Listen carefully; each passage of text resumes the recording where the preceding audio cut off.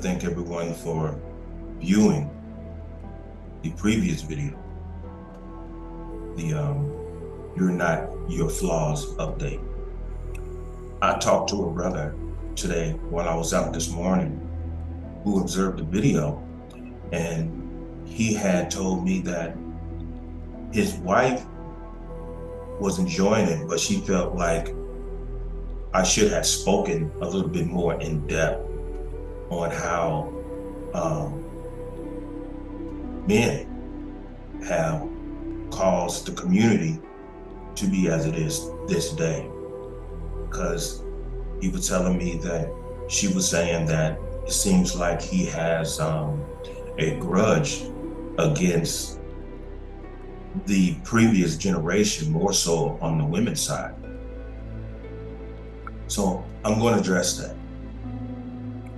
Now, when I was talking about this, that was based upon when I went to church with my ex, and they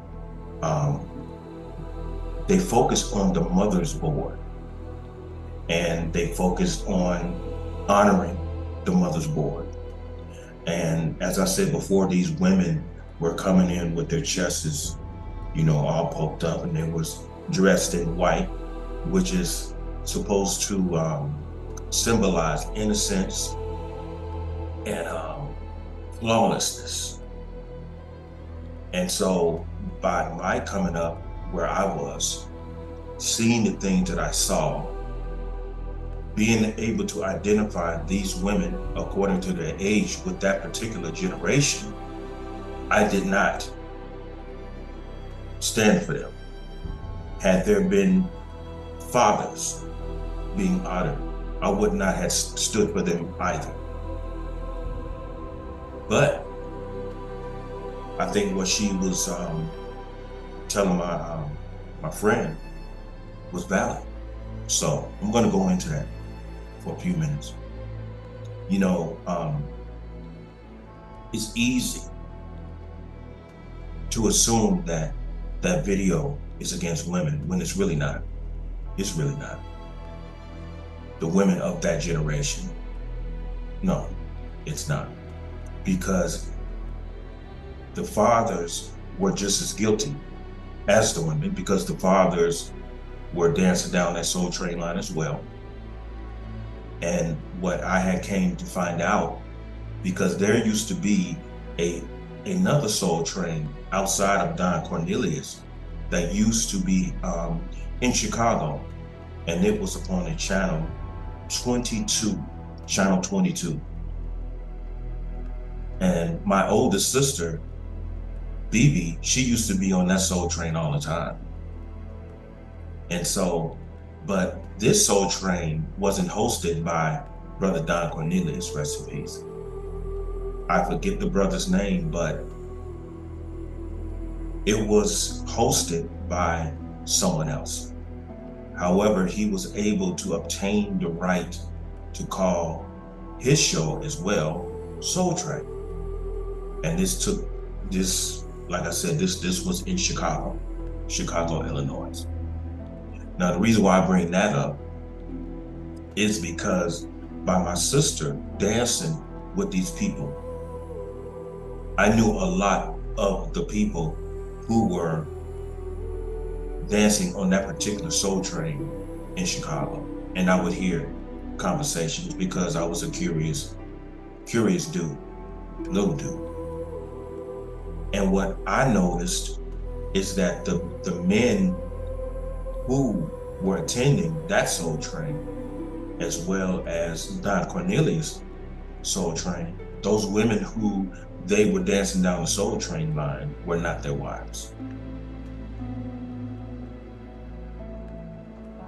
Now, a lot of people may say, well, maybe they was too young to be married. Well, back in the 70s, most couples, despite how young they were married.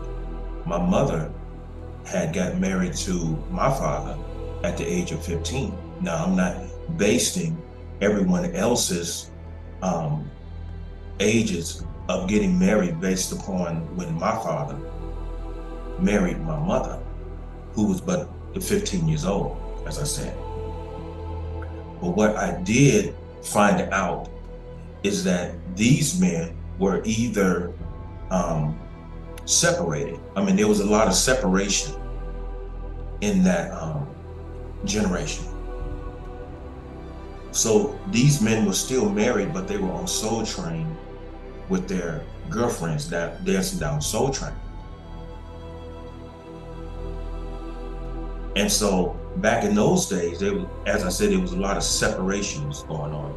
There were the percentage of divorces was very low back in those days.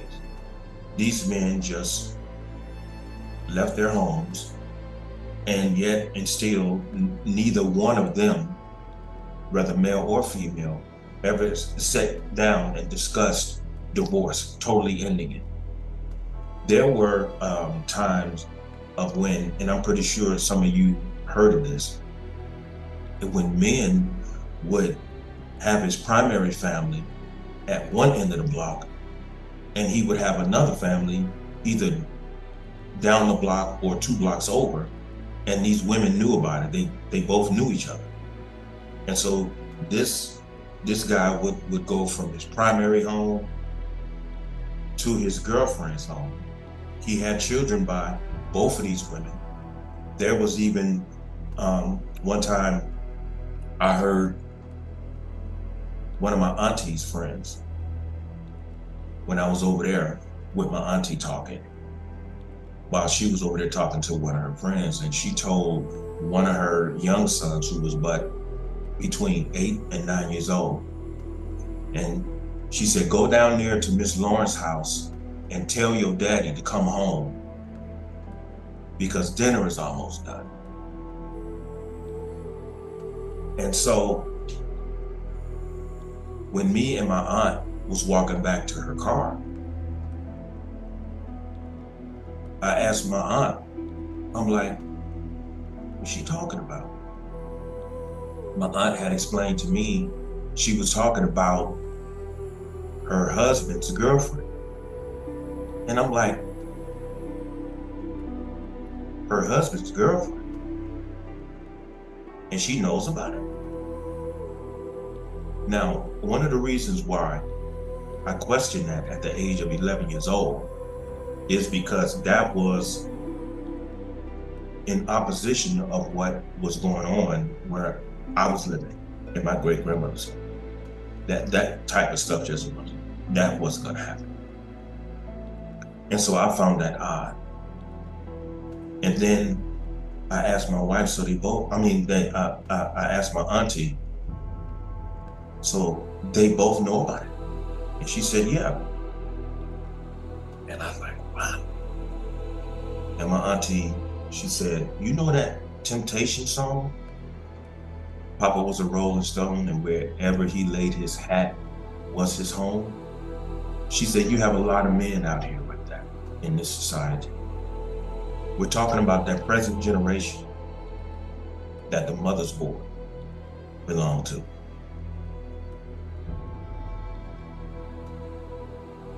You had plenty Rolling Stones, many of them. A lot of parents who had children and failed marriages. That's what was going on back in those days. How did I end up being raised by my great-grandmother?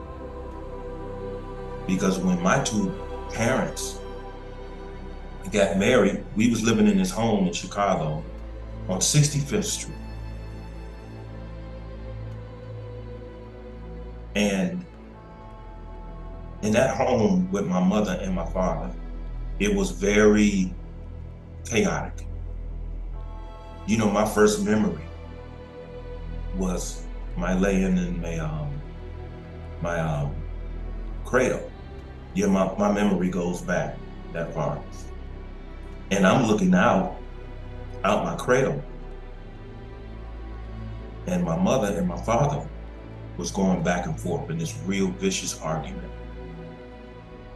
My mother had on this white gown, like bedroom gown, and my father had on some blue jeans. This is how well my memory is. He had on some blue jeans. He had on a black jacket and a black cap because he used to work at a gas station. He used to work at a gas station, and he used to also drive a tow truck. Let me slow down.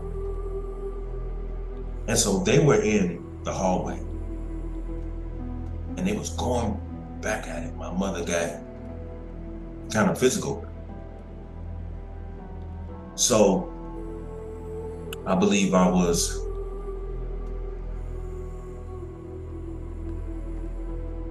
around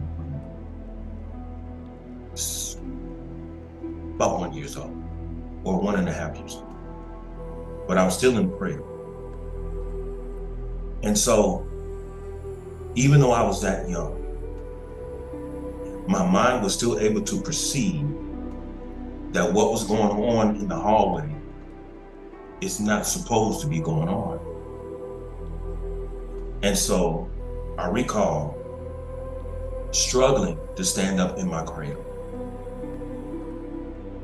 And I'm looking at them,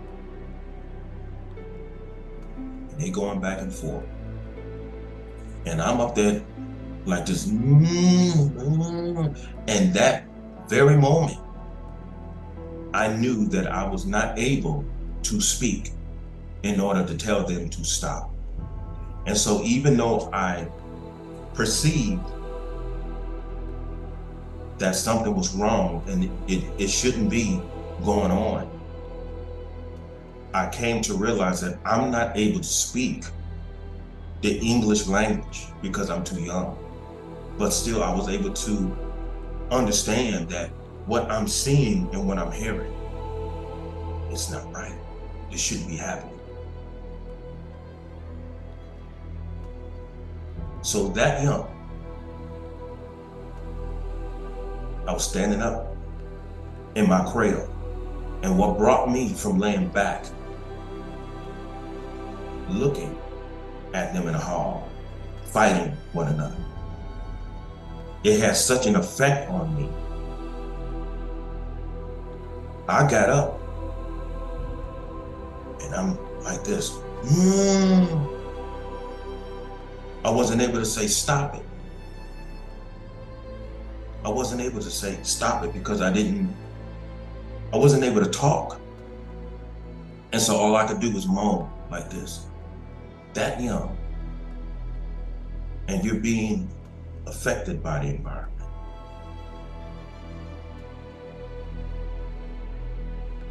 Even though this may sound like I'm lying, but I'm not. Even though I couldn't understand the English language, I couldn't speak it. But for some reason, I knew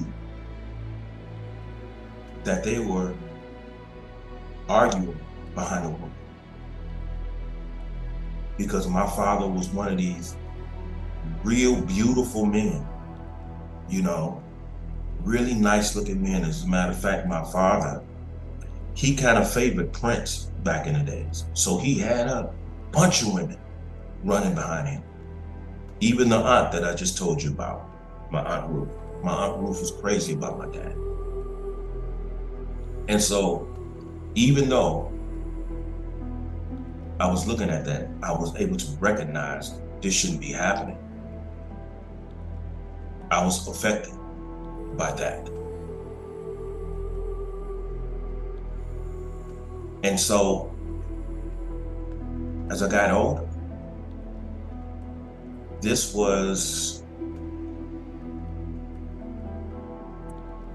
I found out that I had a stepbrother by the name of Terrell cancer. And so I didn't meet Terrell until I was 21 years old, because I was staying with my sister, who was staying in my dad's apartment above his church. He owned that apartment building. And so I was staying with her until I was going to get myself together. e- either in Chicago or California, where my mother had resided at the time, because I had just got out of Atterbury Job Corps Center. So he comes upstairs with my stepbrother, knocks on the door. I open up the door. Him and my stepbrother walks in. First thing he asks me, he says, "Where's BB?" I said, "She's not here right now." And I looked over at Terrell. I knew who he was because he looks just like him. He's just a darker version of him. He says, "By the way, this is your stepbrother. This is your brother Terrell." 21 years old. I'm meeting my stepbrother for the first time at the age of 21 years old. And then come to find out the reason why him and I looked like we were about the same age is because Terrell is 6 months younger than I. So that explains the argument in the hallway. My dad had 2 women pregnant at the same time. And then my mother found out about Terrell's mother. And so I'm meeting my stepbrother for the first time with a "by the way" introduction. So I looked at Terrell, I said, "What's up?" And he said, he was looking kind of uncomfortable because I have a presence and the demeanor that if you don't take the time to know me, when you first meet me, you may feel a little uncomfortable. Because when I look at people, don't look them only in the eyes. I look them deep in the eyes because I'm serious. And so when I met him, he said, "What's up?" And so my dad quickly ended that. He said, "Okay, well, when she gets in, tell her to come downstairs." I said, "Okay." And they left and they went downstairs to his church office. And that was it. I mean, that wasn't it between me and Terrell. That was it in terms of the introduction. And so after that, I get on the phone and I call my mother in California. I said, "Mom, guess who I just met?" And she said, "Who's that?" I said, "I just met Terrell. I just met my brother, Terrell." And she said, "Really?" I'm like, "Yeah." And I asked her, I said, "He looks like he's about my age." And she said, "Yeah, Terrell is nothing but 6 months younger than you." I'm like, "Really?" See, now hearing this information, I'm already adjusting myself as a man in terms of in opposition of what I just saw. So I told myself I would never in my life do that to a woman. And I would never put a child in the position that Terrell was in to the degree he feels so uncomfortable and embarrassed to meet his 6-month older brother, knowing that he came into the world through the infidelities of that man that was standing right next to him against my mother. And so that's one of the reasons why I embraced Terrell as my, people want to say stepbrother, but I embraced Terrell as my own. And until this day, Terrell is my brother. But when I was talking to my mother, she told me that I think it was a couple of nights after that argument, he had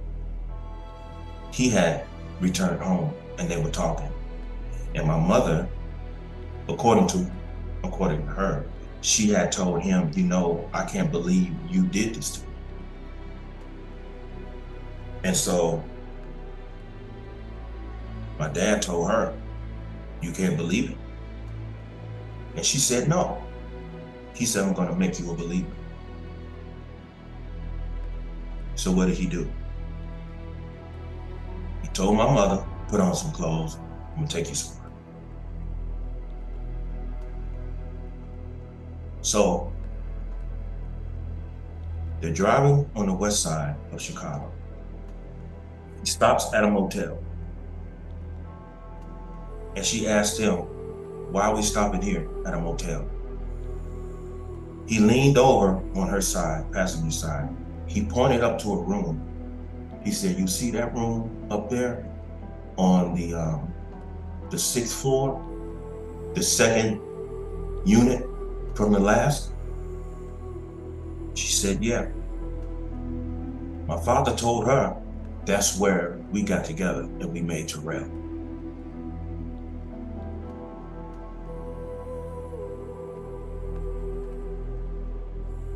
My mother was 17 years old.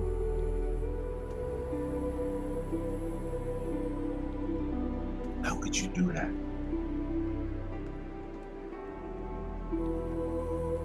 How could you do that to any woman? I'm not just disgusted because it was my mother. How could you do that to any woman? That's where we made him. Oh, no. You haven't heard it yet. He drove from the hotel and they went over to Terrell's mother's home. She said when we walked in, Terrell's mother knew who she was. Did Terrell's mother have an attitude? No, because she was a very beautiful, sweet woman. And I'm not saying that in case Terrell see this, she just was. I did research. She was a beautiful, sweet woman. Now, what my dad told her, I don't know. That's between them. He brought my mother in their home. And my mother said Terrell's mother was so sweet to her. She gave her a little hug. My mother sat down in the kitchen. Terrell's mother asked her, would you like something to eat? And my mother was so traumatized and she was hurt that she said no. Who could have an appetite experiencing anything like that? And so she said, your dad, he was just walking around, went in the refrigerator, got him a couple of beers. And she said, he was just acting like he was at home. I said, Mom, that was his home. You know that song that the Temptations made, that Aunt Ruth told me about? Papa was a rolling stone wherever he laid his hat was his home. That's what that means. He made himself at home.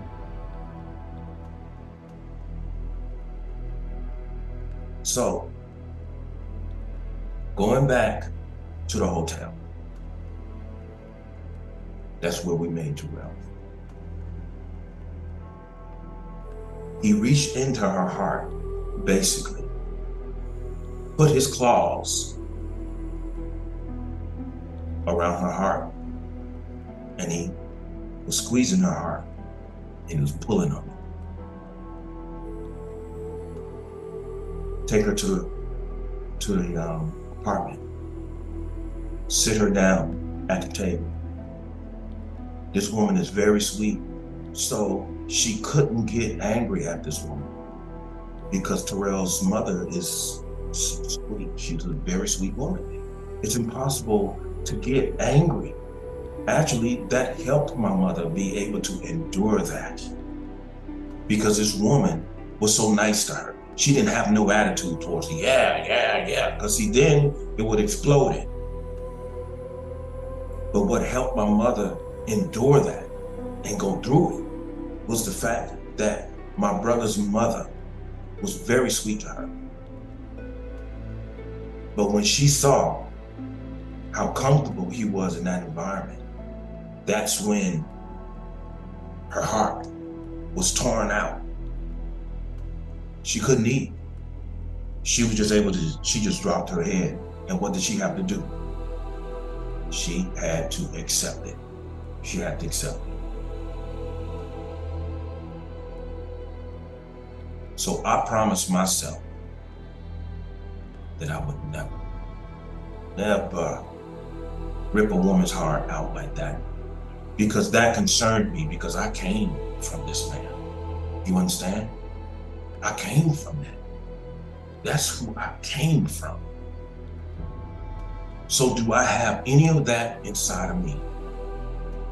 And I made certain that I was not gonna have children all over the place. That's one of the reasons why I have only 2 sons by 1 woman. She can't stand me, but I'm not going to have any more children by any other woman. Because when my 2 sons look at me, they're gonna know that I'm their father, and they don't have to share their father with anyone else. But I would never hurt a woman like that, never. And so I made certain that I patterned my life in opposition of his. I could never hurt a woman like that. And so, as time went on,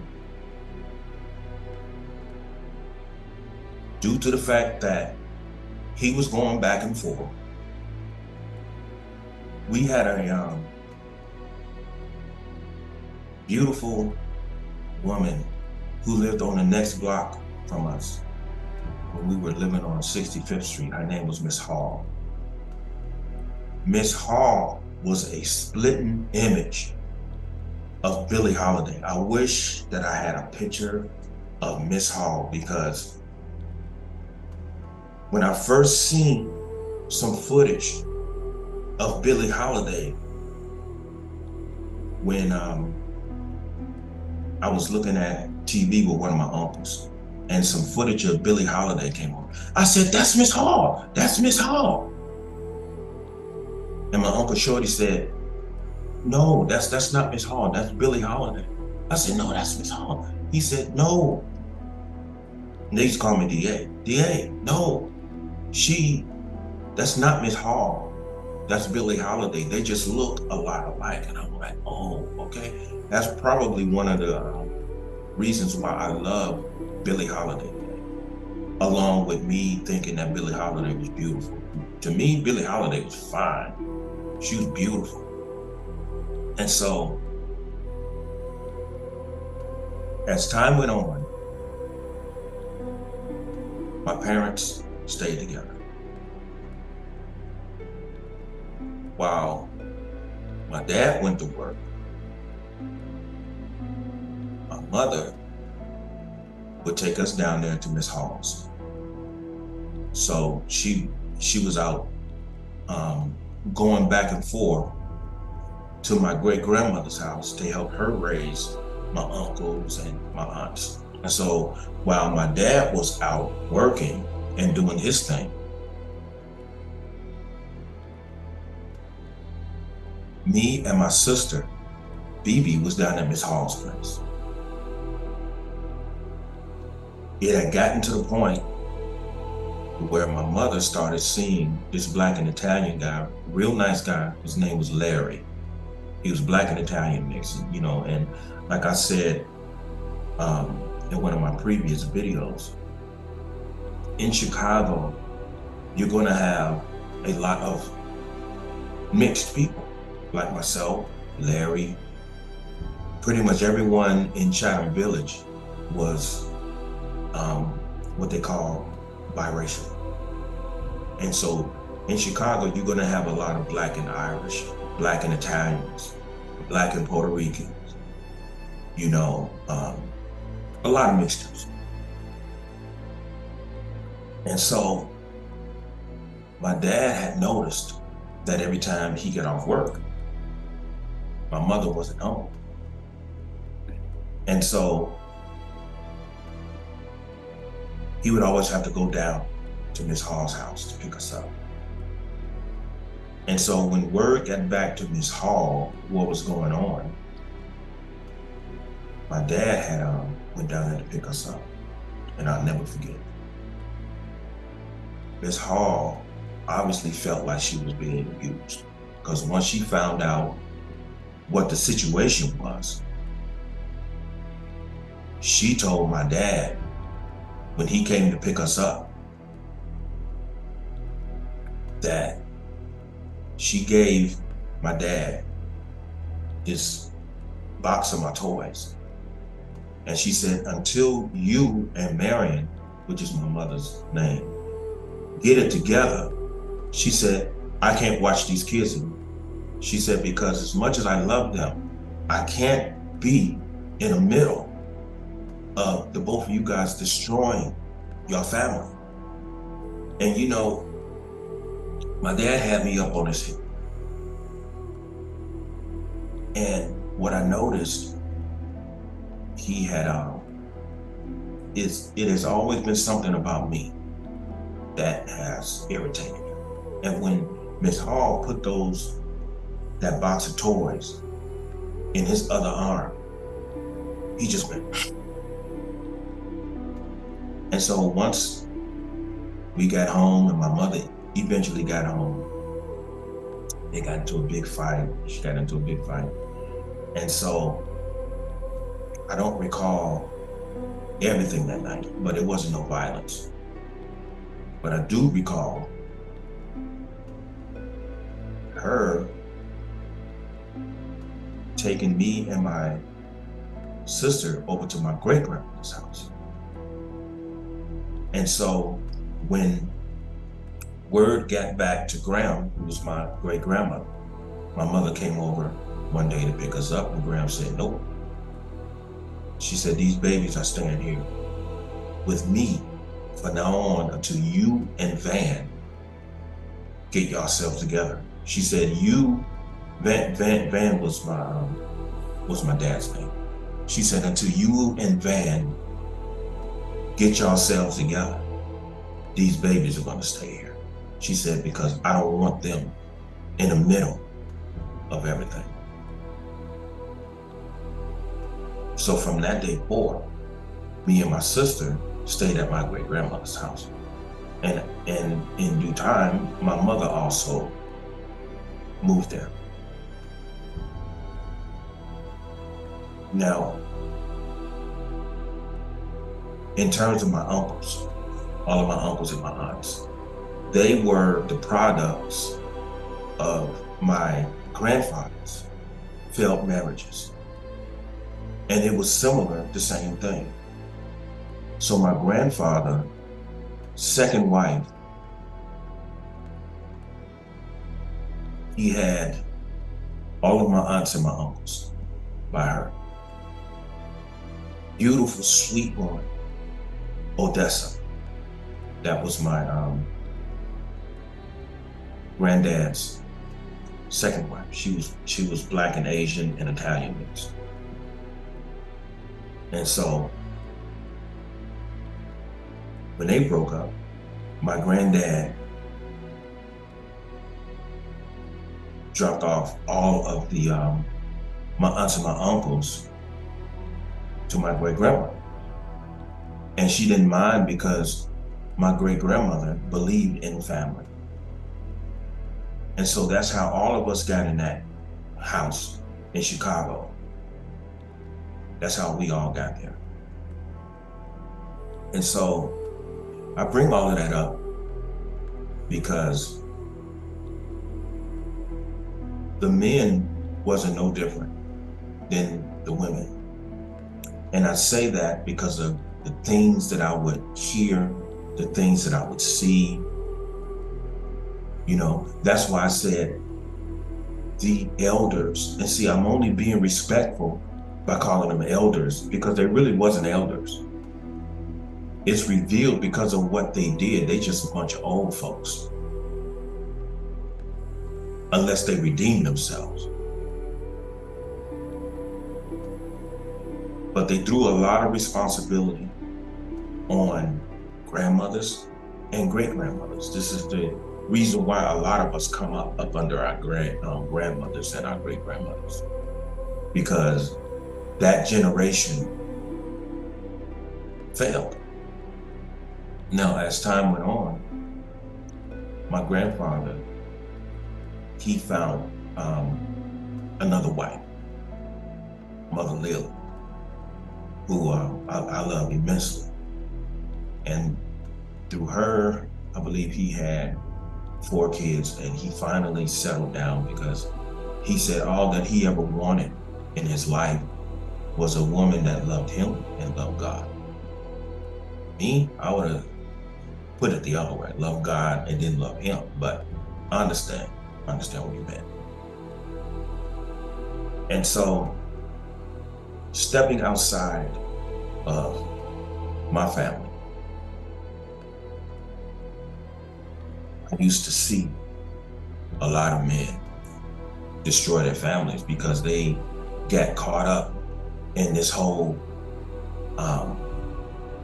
effect from seeing these characters up in the blaxploitation. You know, they wanted to be slick, you know, with their little rims on, they long fur coats, and you know, my mother used to call them Mr. Papa Doo-Wah type dudes, you know. I used to hear them, even younger versions of them, stand on the corner and sit up, throw their dice and everything, play craps on the corner, talk about who they slept with the other night. Ain't nobody got no pussy at all. We're just standing there on the corner, just lying to each other, competing with one another, trying to impress one another. Well, I did this and I did that, and me, I'll kill a nigga, man, I'll kill a nigga. I used to sit around. I used to stand a little bit further off from these guys and just listen. I would just listen to their conversations. I would go to Ray's barbershop and sit in the barbershop. They used to call me, Ray used to call me Little Kelly because I was part of the Kelly family through my grandfather. He used to call me Little Kelly. So I used to sit in there and I used to listen to these men talk all the time. And whenever the conversation started dying down a little bit, sometimes whenever Ray wouldn't have any more customers, whether I needed a haircut or not, he would say, get up here in this chair, Little Kelly.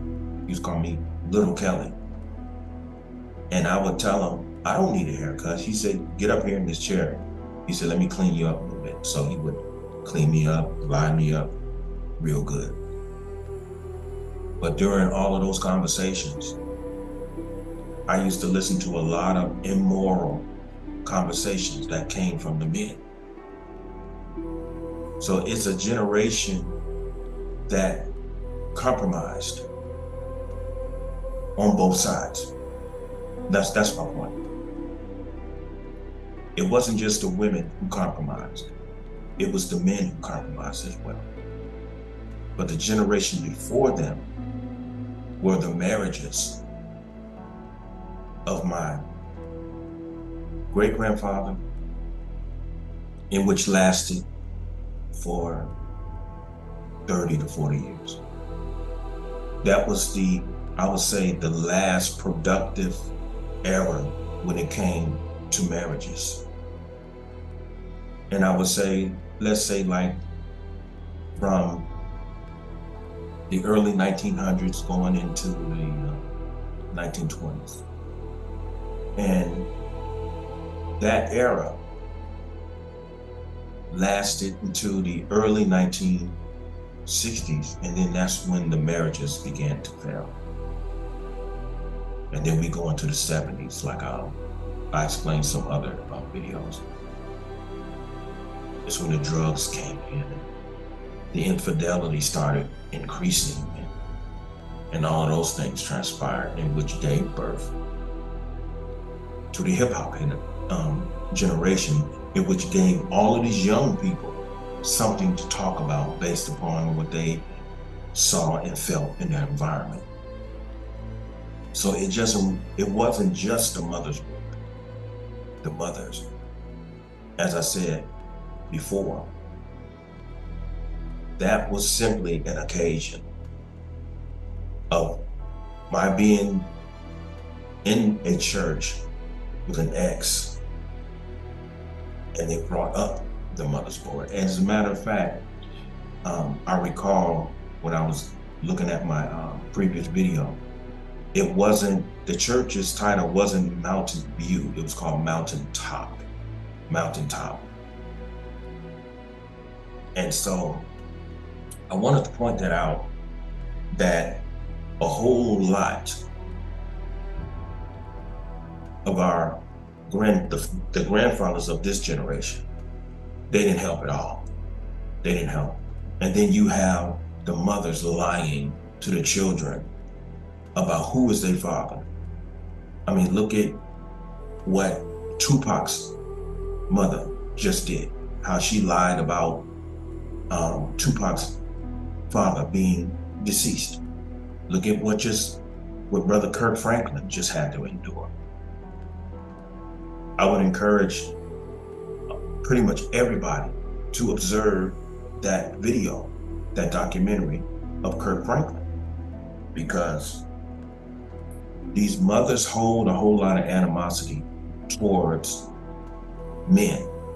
And I would have to include myself, because I'm somewhat going through that right now, having my son's mother consistently around my sons, lying to them every day of their lives. I have to know that that's going on with me, and there's nothing that I can do about it. Nothing. The same as I said in my previous video on how my uncles were maintained in that home going into their 30s. And they're not, everyone after my great-grandmother passed away struggled to learn things on their own after her death. Here it is, I have a son 31 and a son 34. And she has pretty much held them in hostage. So here it is again. I saw my uncles go through that. Now I have to stand there and watch this woman sabotage their lives. Now I'm 60 going on, I'm going on 60 this month. And in January the 20th. Hold on. I think I need some more coffee. So say if something happened to me and I'm gone.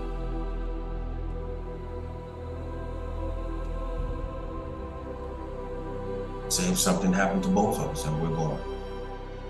Right now, neither one of my sons are prepared for life. So there's the family curse.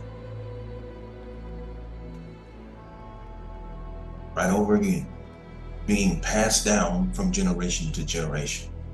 Now, a lot of people say, why don't you try to talk to your sons? I try to talk to my sons all the time. My oldest one, he's working for Amazon right now. That's the only one that I'm able to spend time with, because she has turned my youngest son totally against me. However, I'm a different type of human being when it comes to things like that. I'm not, and this is not ego, I'm not the one that's gonna keep calling and ask that real ignorant question. Hey, how come you don't talk to me? What did I do? If you know you haven't done anything to provoke this type of behavior in your youngest son, why are you asking?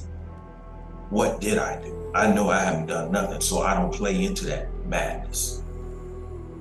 So if he wants to be angry and go for the rest of his life disliking me, power to you. That's you walking around with all of that anger and rage and animosity towards your father who did not put it there. It was your mother that has poisoned your mind and your heart. And until you come out from up under her wicked spell and her lies, then you will know what humility is, because now you have the facts. And you don't have to apologize. He doesn't have to apologize to you, because as I said, of the other youth, it is their environment. It is the effects of the environment that has affected these kids today. So that's what it is. So I'm bringing all of this up because a lot of men did help destroy the community and create the hip hop community, because a lot of these rappers, if you take time to talk to them one-on-one, they will tell you that their father wasn't around. And that what they knew about their father is equivalent to what the Temptations talked about him being a Rolling Stone, having a whole bunch of women. The only rapper that I recall, it could be more, but the only rappers that I recall saying anything about his father is brother Tupac Shakur, rest in peace. That's the only one that I recall, me personally. He's the only one. So yes, the men messed up too. And you had better believe at that time, I knew that they messed up. It just wasn't their moment. And you better believe, if they wanted to honor the fathers, I still would have set my ass down in that seat, and I wouldn't have stood up, because I know better. So we have to become better men.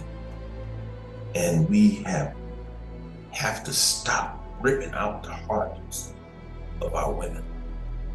And our women are going to have to stop ripping out the hearts of our men. But this one is focusing on us as brothers. We got to stop hurting these women, making them angry and bitter and rigid.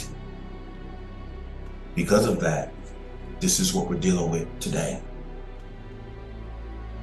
This is what we're dealing with today. So we have to clean it up. We have to heal our community.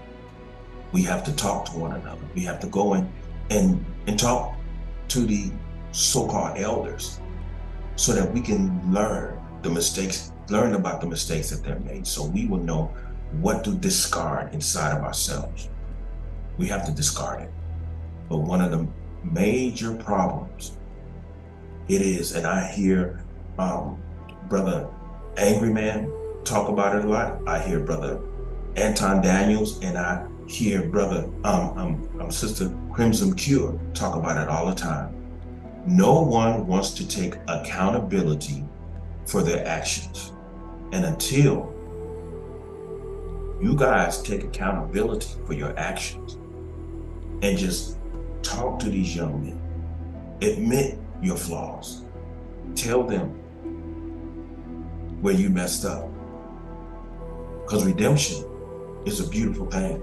And when you pass that information over to these young men and you admit your flaws, you're helping these young men shape and mold themselves into better men than you were. See, the whole thing is to make our youth better than we were. Because if they're better than we were,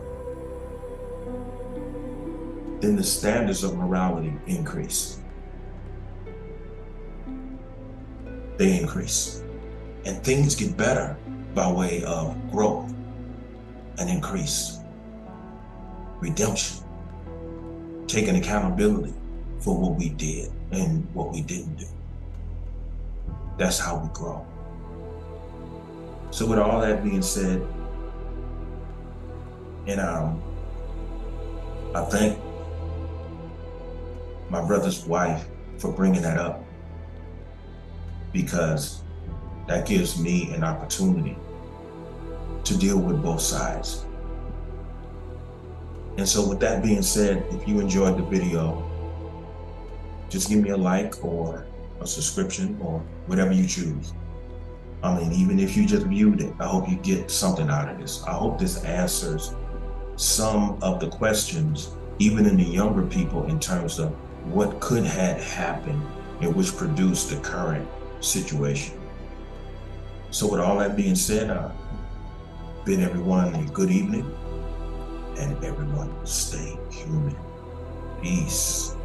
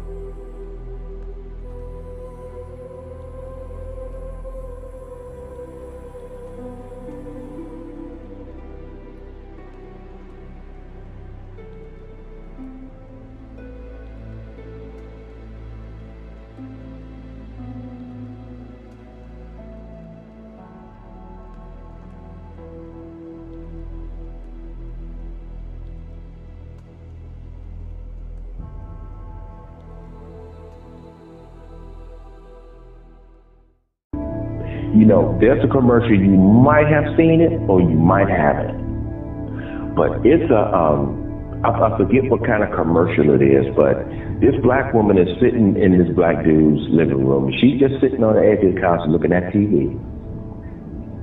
He comes in, notices that she's quiet,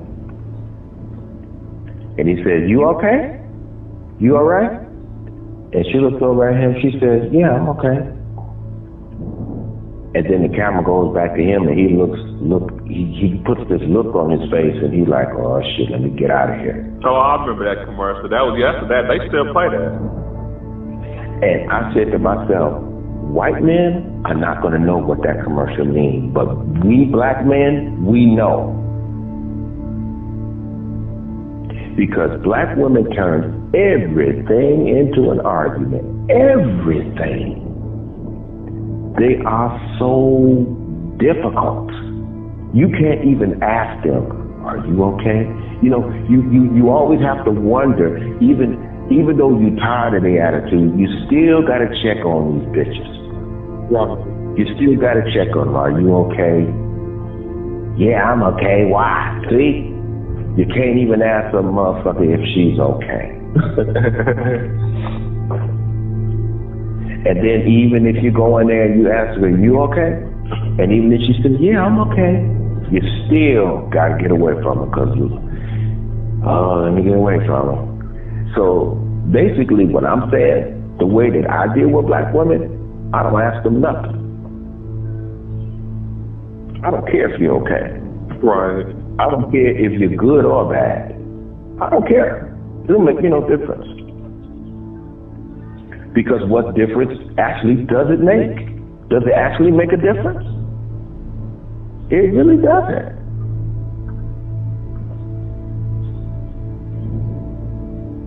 I mean, that's just like this movie. I believe a lot of black women today are going to be able, I understand Billie Holiday. Yeah, I know you do. Because you want to be just like this heifer. Yeah. You want to be just like her. Oh, yeah, Billie Holiday was a great singer and all that, and what she stood for and all that. Yeah. But Billie Holiday was a heifer. Let's just be honest. You know what I'm saying? Yeah. I like that fact that you're being honest. Even though I know you love her music, but you can't look past that. You know, because I've always loved her music and all of that, but me and Billie Holiday couldn't be friends. She would be somebody, "Hey Billie, what's up? How you doing? How you doing, David? I'm fine." You know. Later. You know, she definitely wouldn't be somebody I could hang out with. Right. Because Billie Holiday was low down. You know, she didn't try to become better. You know, that's just like when she broke up with Homeboy. She said, I don't understand this type of love. She said, she said that harsh love is the only type of love that makes me feel safe. Right. So that goes to show you how twisted her mind was. So you're saying to us that an abusive relationship is the only type of relationship that makes you feel safe, when an abusive relationship is not a safe relationship. What is wrong with your thinking?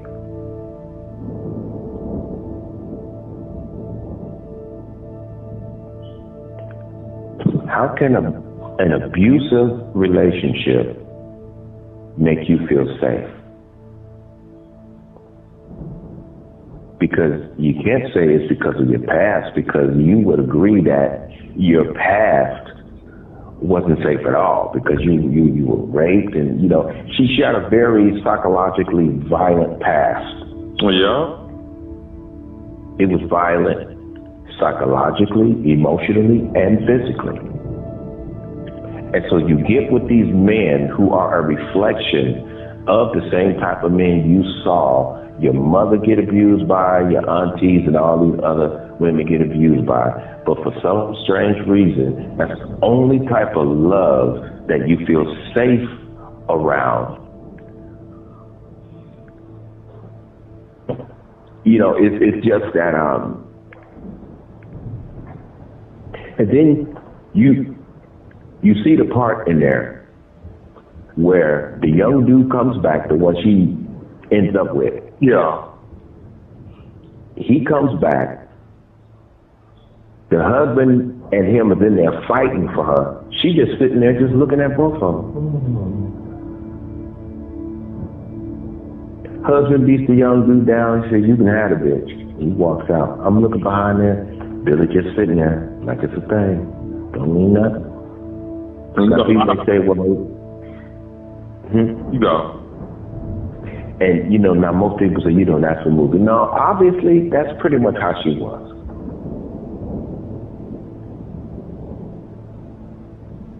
What were you gonna say? I said a lot of our women get off on dysfunction like that. Yeah, they do. Look, they want me. And that's why a lot of women are dead because of them. Yeah. And black men are the same way. When you look at those old Maury Povich shows, you get these 2 or 3 or 4 women on stage, and they done all been with the same dude, and everybody's talking about him, and then Maury Povich has him come out. He's coming out with his chest all poked out. He's sitting in the middle of all these women. Yeah, y'all, what's up? Yeah, I've been with all these women. You a pathetic ass nigga. You pathetic. Everybody on that stage is pathetic. This is why I was telling those young guys when I was driving the bus, when they was calling me a player. I said, I ain't no player. I said, this ain't the way to live. Sleeping with 9 different women and 6 of them know it. At least you was honest. I said that. Yeah, I told them. I said this is, because they was watching me one night, and it was like 3 of them. 2 of them was on the bus together. One was sitting across from me, and there was one that was sitting right in back of me. And they was talking about me, right? And they didn't care, giving everybody on the bus the impression that both of them were sleeping with me. So with these 2 women, one of them was Kim, and it was this other one named Cheryl. Kim and Cheryl got on the bus, and it was other women on there. So I guess they was letting the other women know that don't y'all even try because we sleeping with him. Yeah, but you still look trashy, And then they both got off the bus together, and then I went down 2 more bus stops, and it was this younger one named Trina. I drove up. She said, "David, what you want to eat?" She said, "Cause I'm making some burritos." Cause she's black and Mexican. I said, yeah, you can make me one. She said, "What you want on it?" I told her my ingredients and everything, and so she said, "Okay." She said, "I'm gonna have it for you next time you come back around." And so it was these 2 young brothers. Could not believe that. And so I did my route, and I ended up going back downtown. And they say, "Can we ride back around because we forgot our bus stop?" They was lying. I'm like, "Yeah, cool, no big deal." And so when I drove up, and Katrina came on the bus with this big burrito, and it was in the bag. She had an aluminum foil and everything, a little grocery bag. And then after she gave it to me, she gave me this real slow kiss, and she got off the bus. That's when the 2 young dudes came up. They said, "Man, what's going on with you?" I'm like, "Y'all still on the bus?" They said, "Yeah, man, we've been watching you, bro." They said, we've been watching you. They say, "You a big player around here, huh?" I'm like, "Why y'all ask me that?" I said, "Cause I probably been with one of y'all girls," and all of them started laughing and everything. I said, "That's probably it." Yeah, I said, that's probably why y'all saying that. Y'all probably heard about me. They said, "Yeah, you a big player around here. Man, you got it, man." I said, "No, I'm not." I said, "Look, let me talk to y'all on the serious note." I said, "I ain't no player." I said, What you're looking at is a very lonely soul. He said, I told him, I said, I'm a sick man. And they started laughing. They said, I said, look, dude, straight up, let me tell y'all something. I said, you want to know why I sleep around with all these women? They said, why is that? I said, because I have a sickness. He said, what kind of sickness is that? I told him, I said, I'm lonely and I'm angry. I said, and I sleep with all of these different women to try to get some peace out of it. I said, but I can't get no peace. He said, how can you be lonely with all these women? I said, because you don't understand what type of loneliness I'm talking about, and it's my fault because I haven't explained it to you yet. I said, of course I can't be lonely in the common sense because I have a lot of women giving me company. I said, but there's a loneliness that's deep inside of me. Something hasn't been fulfilled inside of me. And I sleep around with these women trying to fill that void. But I can't fill that void because doing all the sleeping around is not what that void is. And he said, oh, so I had to explain that to them. I don't have to explain it to you because I think you already know what I'm saying. I know exactly what you're saying. I've been talking to you for 13 years. Yeah, and so I was telling them, you know how some of y'all smoke weed, the deal with y'all paying, some of y'all drink, the deal with my addiction is black women and sex. I said I'm obsessed with black women. I said black women, even though I'm a part of the black community, black women are like a fetish to me. I said I love fucking black women. I love black women. I love them. I love sleeping with black women. That's why, I said because I'm in a lot of pain, I'm sick, I have a sex addiction when it comes to black women. I said, so I don't want y'all looking up to me. I said, because I ain't no player. I said, the only thing I'm playing with is my life. I said, because I'm not using no protection at all. Dang, Dave, you was living that foul. Yep. I said, I'm not using no protection at all. I said, and these 9 that live over here on this west side, I said, y'all think those the only ones I'm sleeping with? I said, I've got women coming from out of town that I sleep with. I don't use no protection on them either. They said, well, how come you ain't trying to protect yourself? I'm like, no. And they said, why? I said, because I'm in pain. I don't give a fuck. I said, this is what I'm trying to explain to you guys. I don't care. So don't look up to somebody like me who is self-destructive at this point in his life.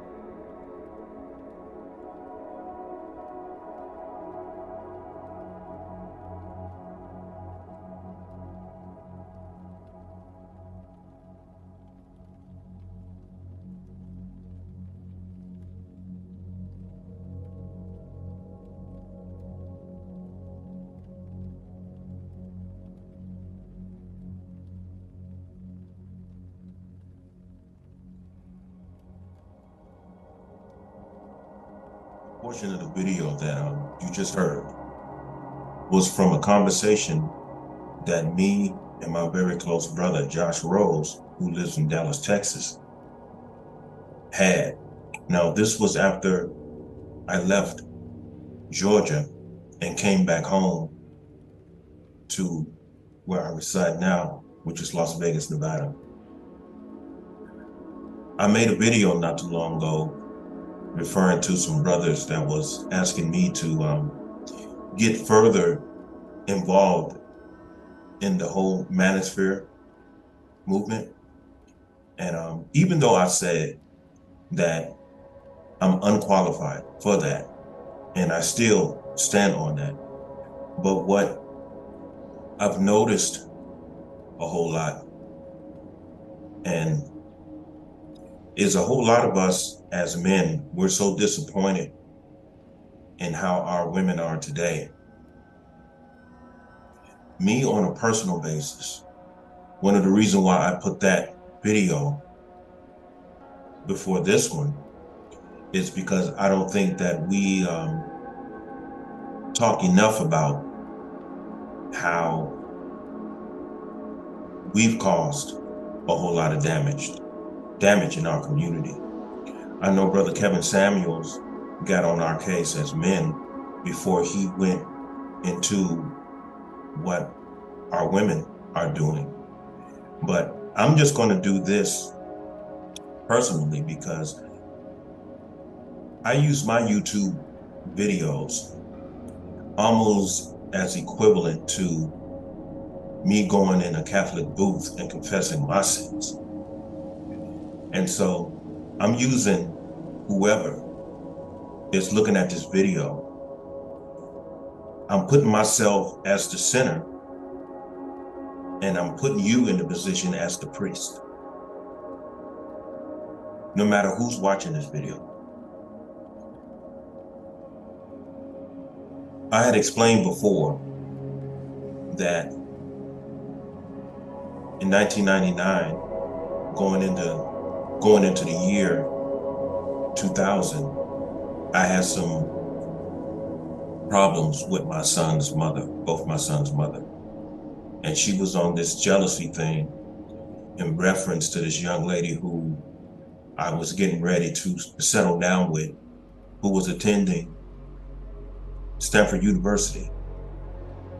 And because of her jealousy, she kept my sons from me. Now, a lot of people may say, and I've heard before, how is it that she kept your sons from you when currently at that time you knew where they were? Well, there's no secret that us as Black men are looked upon by the world as menaces to society, you might as well say. So it's easy for Black women, when we go by and we try to see our children, it's easy for Black women to create a scene that is actually unnecessary. I heard a brother say one time, if you want to kill a Black man, this actually came from a Black woman. But I overheard her say, and this wasn't on the internet, okay? This wasn't a video. She said that if you want to kill a Black man, just call the police on him. Now, the first time I heard this was in late 1999. And so whenever I would try to go by there to see them in opposition to what she said, she would create a scene and she would always threaten to call the cops. I put myself on child support. And so we broke up in 1993. I was the one who broke up. I put myself on child support. My child support payments of $500 a month for my two sons was finished in 2012. And so even during those times, I was still having problems seeing my sons.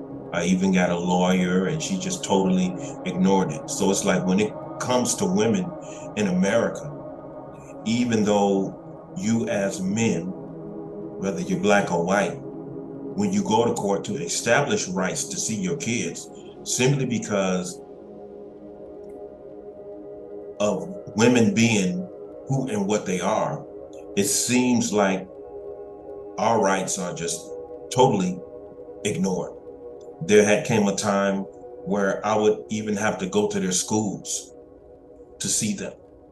You know, I would go there during their lunch period and I would sit and eat lunch with them. And I admit that that put them in a position to where they may have been embarrassed in front of the other little kids, but that's the only way that I was able to see them.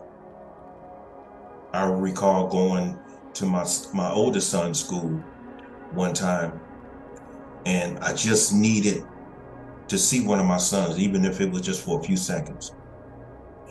And so I went to his school and I asked the administration if I could see him for a couple of minutes because I needed to talk to him. And I remember I'm standing there waiting for him, and he's walking down the hallway. This is when he was in elementary school. And so I believe he was in sixth grade at the time. And when he came up to me, I gave him a hug, and I just told him, I want you to know that I'm going to do whatever I can to make things right, you know, with this situation that your mom is causing. I just wanted him to know that my not coming around didn't have anything to do with any decision that I made. And so after I told him that, I asked him if he understood that, and he said, yeah, yes, Daddy. And so after that, I left. Now, that only took no more than 30 seconds, but I had to see them. I had to see him. And so I'm saying all of this is because when all of this was transpiring, I was a bus driver. And through driving a bus, I met a whole lot of different women, particularly Black women. And when I was driving the bus on the west side and in North Las Vegas, these women looked at me as a very handsome man, a very productive man, because I was driving a bus. And it was easy for me to pick up on them. It was easy for me to pick up on them. I ended up dating 9 different women at the same time. And 6 of these 9 women knew one another, and they didn't care. Because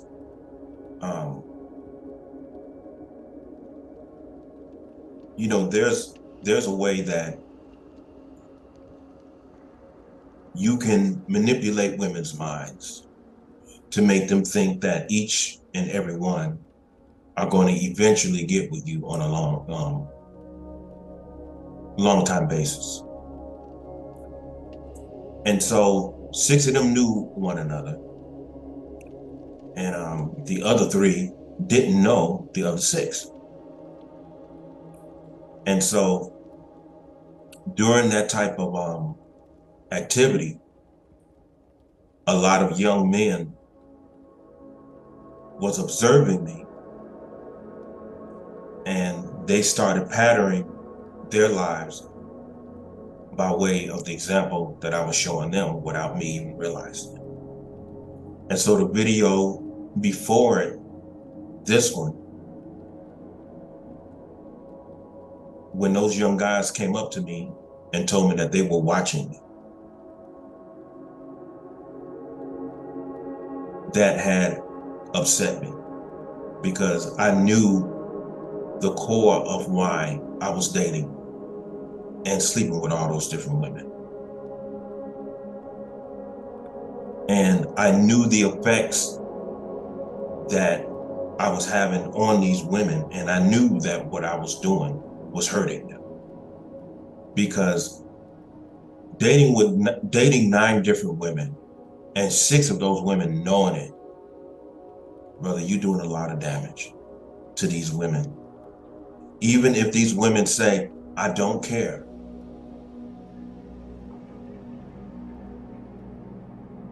The damage is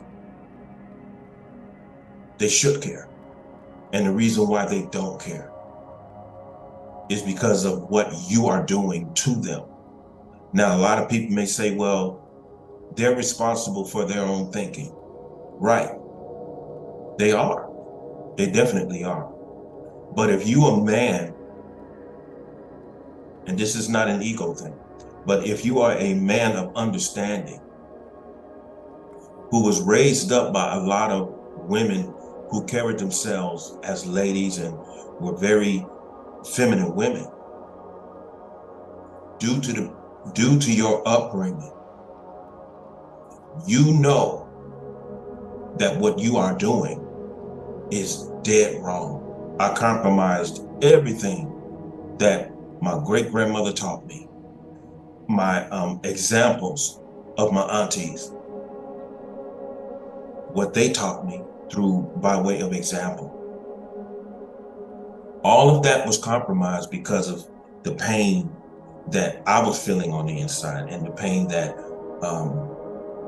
my son's mother caused me. And so I didn't want those young men to grow up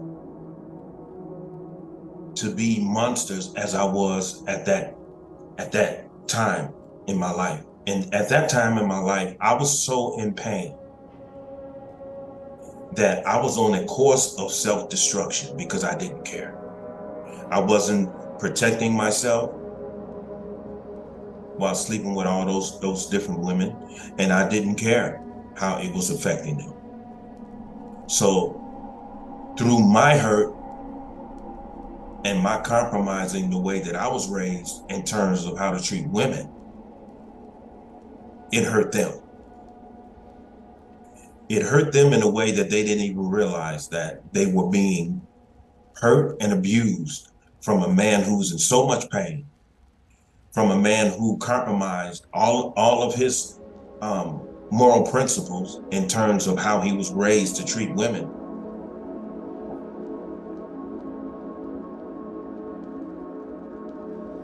Everything was compromised. And because of everything that was compromised, they were being hurt. So there's a whole lot of hurt on both sides of our community. And what I think a lot of us as Black men need to understand and be bluntly honest before we completely discredit and publicly and morally destroy our Black women today. I think that if we're going to do that, we should openly admit where we've messed up as Black men. I think that we should openly understand that the destruction that we're doing to our community, it's not one-sided. It's just that at this time in our development, Black men are starting to get themselves together mentally and emotionally as well as intellectually. That's why when you look at panels like Lapif, Let's Talk, you have more Black men on there than Black women. And the majority of the time, the Black women that they have on their panels represent the problem that Black women are causing. And only, I would say 1 or 2 out of 4 women who are on the panel represent how our Black women should be. And so there's an imbalance right now. More Black men are starting to realize where they need to improve themselves. More Black men are openly being honest of where they have fallen short. And almost 0% of Black women are realizing the real damage that they're doing to our community. Now, Dr. Umar had openly said that the reason why our Black women are the way they are is because of us. I don't totally agree with that, but the reason why our Black women are in the shape that they're in today,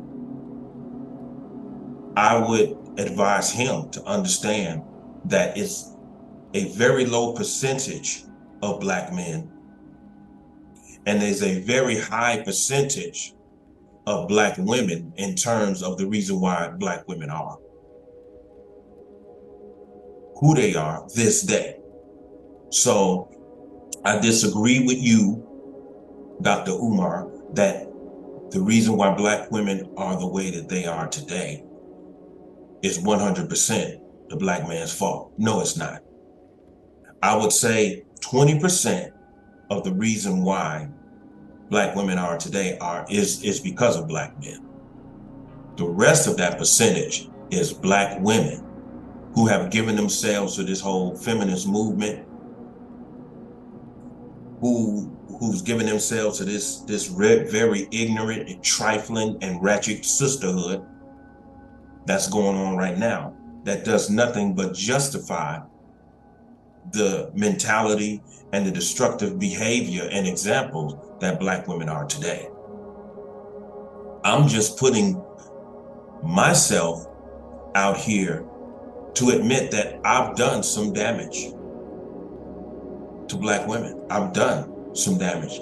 Anytime that you will allow Black women to destroy themselves, knowing that you were raised up different than that, but simply because you're in pain and you're trying to soothe your pain, then you allow these other Black women who are seeking pleasure from you to act in opposition of the principles that you were raised against. There is absolutely no reason that I allow all of that to be going on. And I took advantage of them. Now, after I came to realize that, I got in touch with everyone who I was dating back in those days, and I had apologized to all of them. And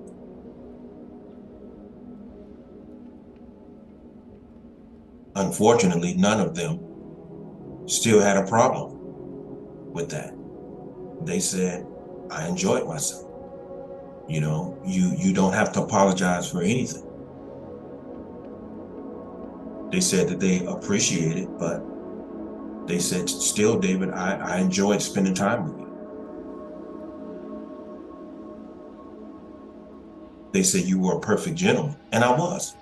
I was a perfect gentleman because I was raised up that way, to respect women. However, the way that I was raised up to respect women was a tool for manipulating them. I admit that. Because I was raised up to wait for that one in particular woman to be with. The way that I wasn't raised up in the way that I was treating those women. The way that I was raised up, having more than one woman was a no-no. That wasn't proper. But because I was in so much pain, I went off that course because of my own pain. And a whole lot of those women who were in pain and who were disappointed in the men before them, they sought me as a refuge and a comfort zone. And so the reason why I bring that up is because Black men are in pain, Black women are in pain. White men are in pain, white women are in pain. I'm throwing the whole human family in there. But in particular, there's a lot of pain in our Black community.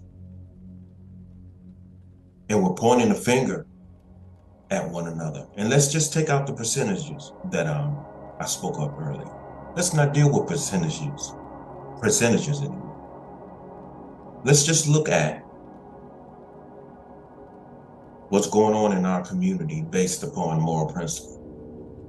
Whether it's what Black men are doing or Black women are doing.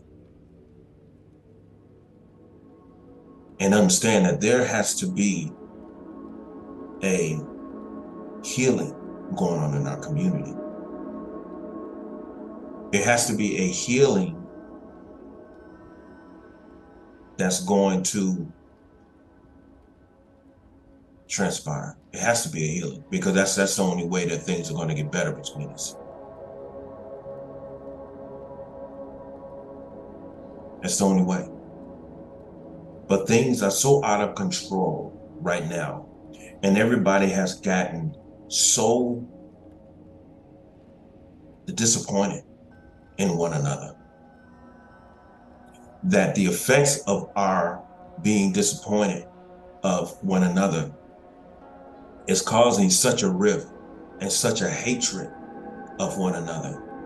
We are going to have to find some way to get past the disappointment and the hatred that we have for one another due to our being disappointed in one another. I think that I've been drinking too much coffee. But I think that if we can actually come together and discuss how we've hurt one another, then things just may get better. But I wanted to share that with you. As Black men, we have to really be careful about what we're doing in front of these young Black men coming up today. And a whole lot of people may say, well, it's just about too late. It ain't never too late. It's never too late. Now, I have to admit, once I got out of that lifestyle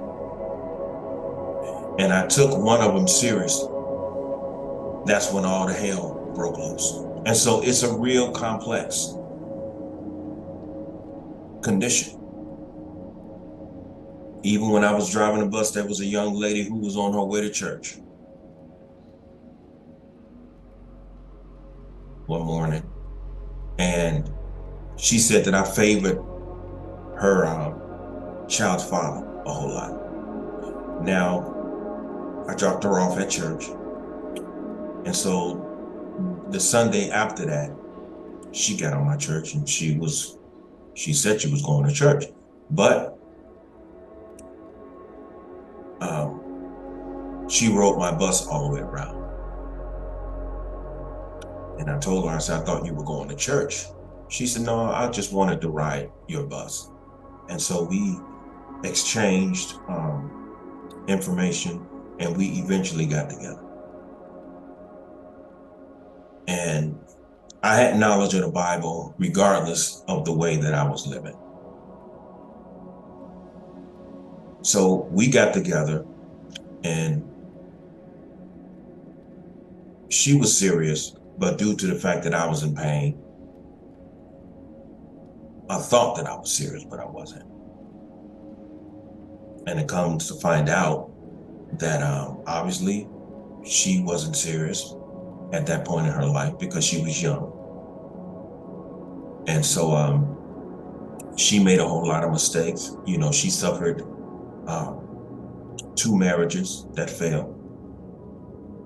And so as time went on, when I was serious and we got back together, I come to find out she wasn't serious. She was at that point to where I was when I was driving the bus, and so that didn't work out. But now that she claims that she's serious, she's in church right now, and she's I would say saving herself for marriage, even though she went through 2 marriages that failed. I really don't see what's left to be saved, but that's not a shot at her, but I'm just, I don't get that.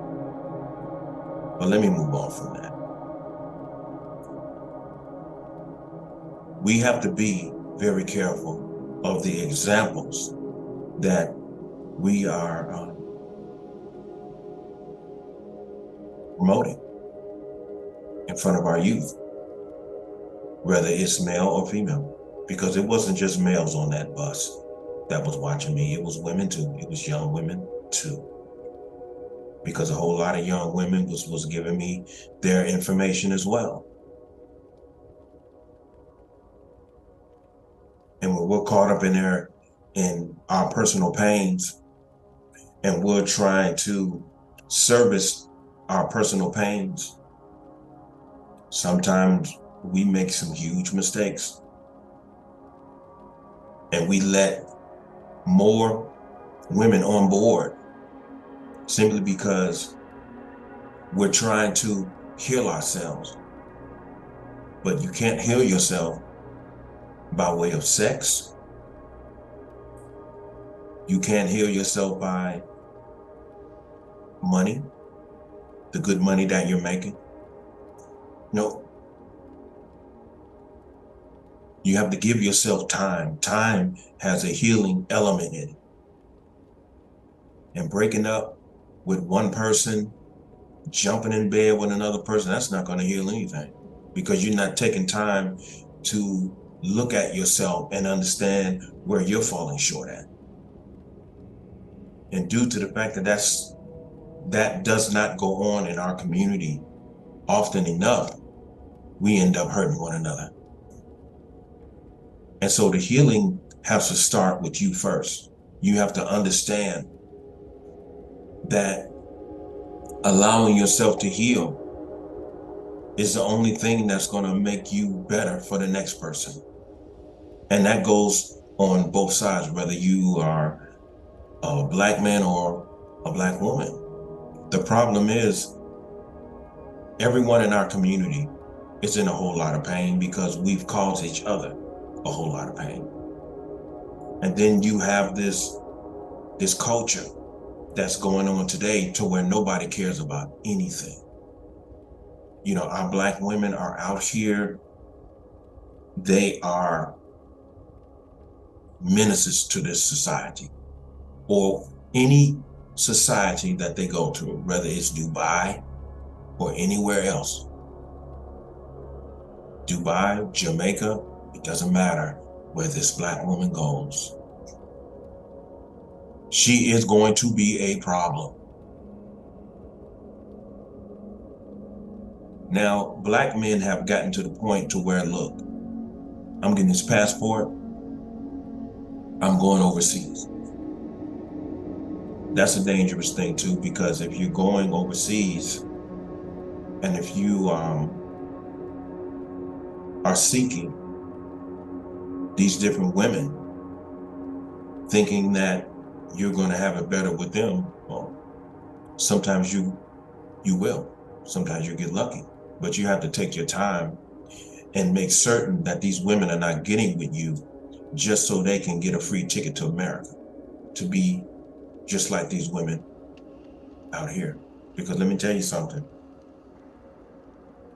When I met Salam Yilma, who was an Ethiopian woman, and I gave up everything and I moved to Atlanta, Georgia, figuring that she was the prize because she was an Ethiopian woman, I found out otherwise. She was just as trifling and wicked, more so, than any black woman that I've ever dealt with. And she was Ethiopian.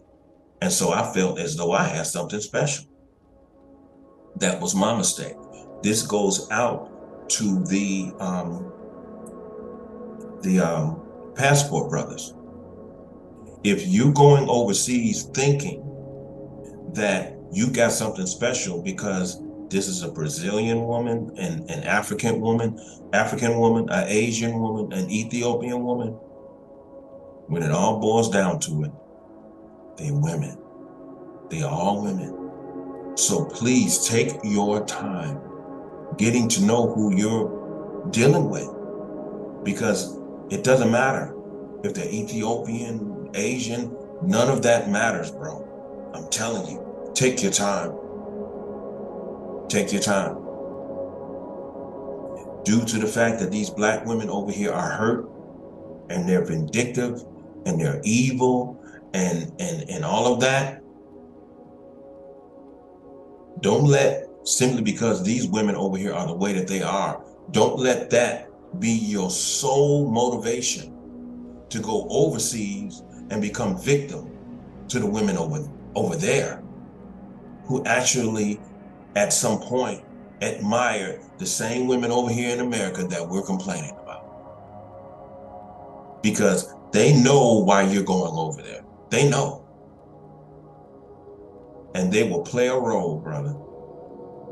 And you will invest all of that into them and get them over here in America. And after 6 months, maybe even sooner, you will find out I wasted money and time.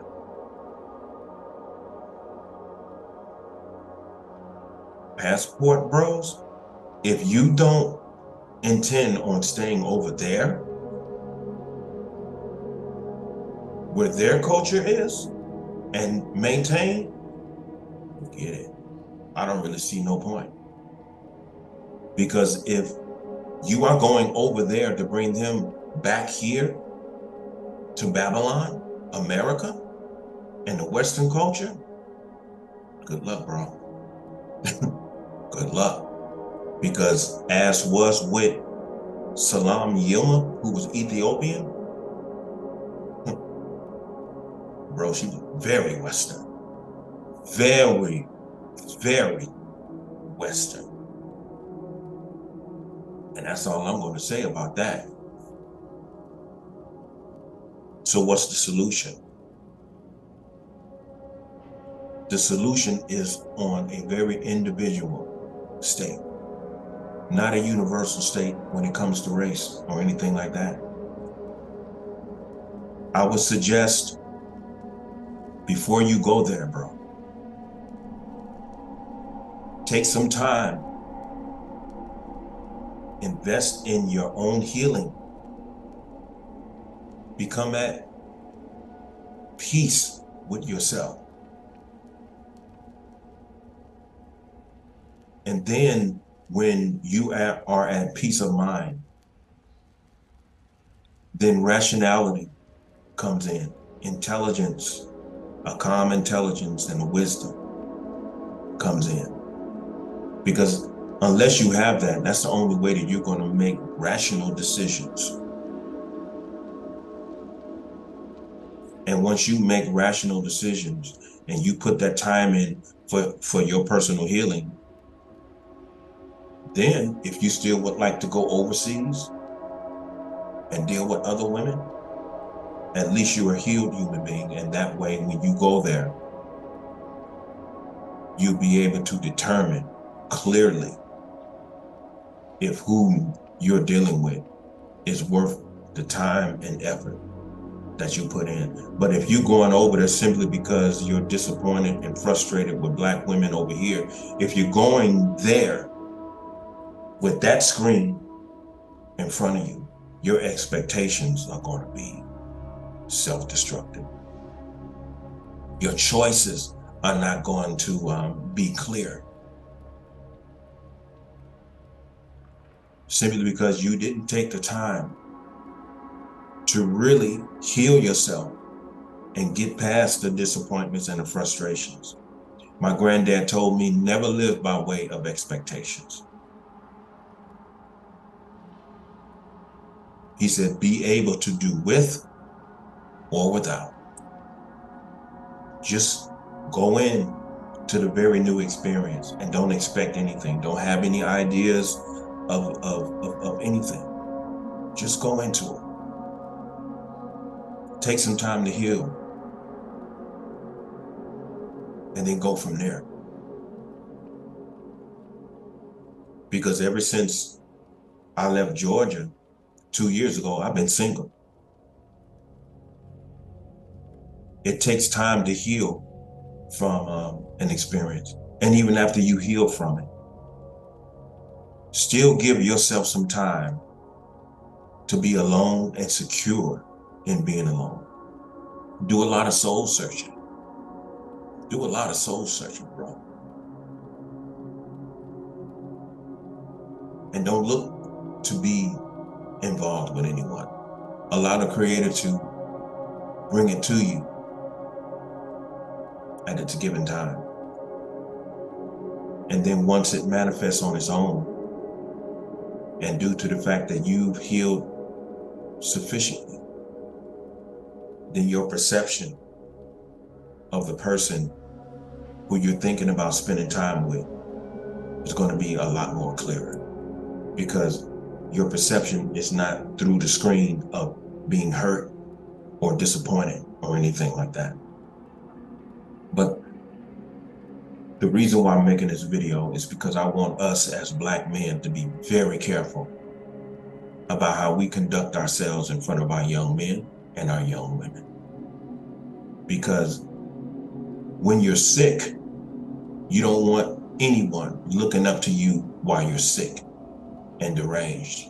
Because during that time, I don't care how you're looked upon as a player or anything. I had enough insight of myself to tell those young men, no, I'm a sick person right now. I'm hurt and I'm angry, and I don't want neither one of you looking up to me. I don't care what title you put on me, you're a player. No, I was a fucking fool. That's what I was. I was a dog. That's what I was. I was a man who compromised all of the moral principles that my great grandmother and my families and even down to my uncles gave me. I compromised all of that. And I became a menace. And sleeping with all those different women, I didn't care nothing about them. And that's exactly why I shouldn't have been around no woman at that time. Because you do women a lot of damage. You put them in the positions to where they don't care about their own self-respect. All they want to do is have sex with you. All they want to do is be in your presence because you're a gentleman, because you were raised as a gentleman. And so there was a dual component going on with me. I was hurt, and I felt as though having sex with all these different women was going to heal me. And what drew those women to me wasn't just my good looks, but the fact that I was raised to be a gentleman. So that's the dual component. And once I realized that, I understood that I was sick. And when those young men came to me and they let me know, we've been watching you, bro, that right there hurt me on the inside. And instantly, I knew that I was the enemy. To every young man and young woman that was observing me, there was young men who wanted to be like me, and there was young women who wanted to get on board with the other women, who let me know up front, here's my number. Call me whenever you have some time. Because they wanted their turn. So I was a menace, and I admit that. And I'm telling you, whoever's watching this video, Don't ever allow your inner pains to cause others pain, regardless of how they think that they're enjoying your company. Due to the fact that you're allowing that to go down, you're the enemy. You're the enemy.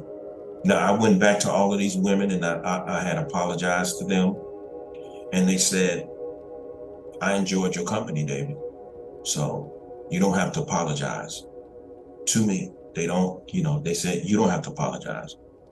But I knew that I had to because I caused them a lot of damage. And due to the fact that they said that I didn't hurt them as a result of the damage that I caused them. And I'm hoping that's understood.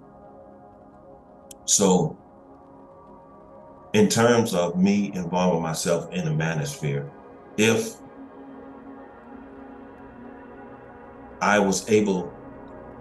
I'm able to give anything to the manosphere, I would only be available to help people understand the damage that we doing to one another and talk about the damage that we've done to one another.